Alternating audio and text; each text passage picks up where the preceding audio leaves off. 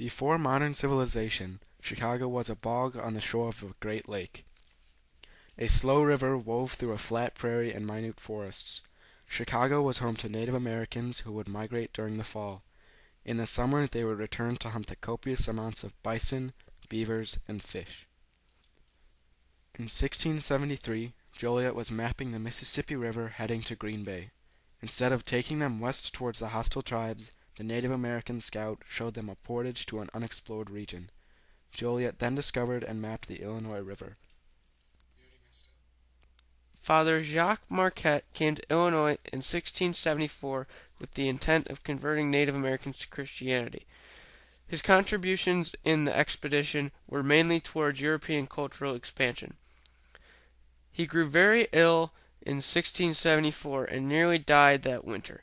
He survived supposedly through prayer and continued to teach the Native Americans until his death later in 1675. Jean-Baptiste Point du Sable is often seen as the first permanent resident of Chicago.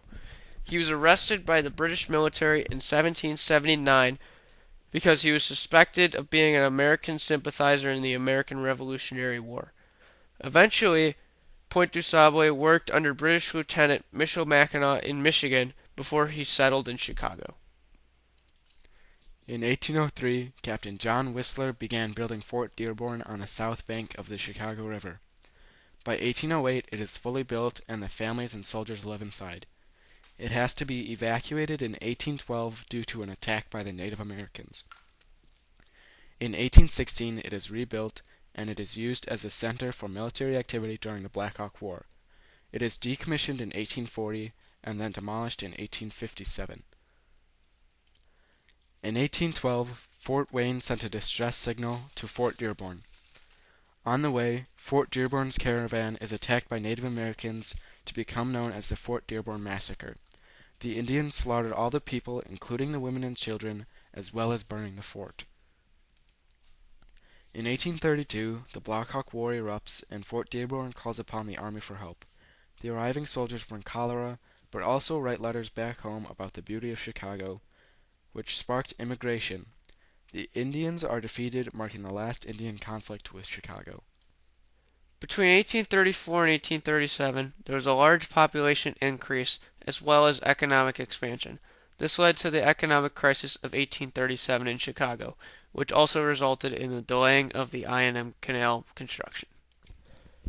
With the building of the Erie Canal in New York, there was a need for a connecting canal that would give a direct passageway from New York to New Orleans.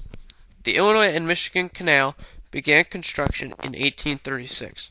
The labor was supplied by the Irish, Swedes, Germans, and many other immigrants. Many of these workers died of cholera and dysentery. An economic crisis slowed the construction. However, the canal was finished in 1848.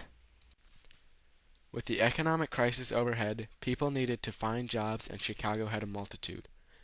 Irish and German immigrants came to Chicago for jobs, but couldn't find enough housing. These immigrants would then build the cultural districts that we see today.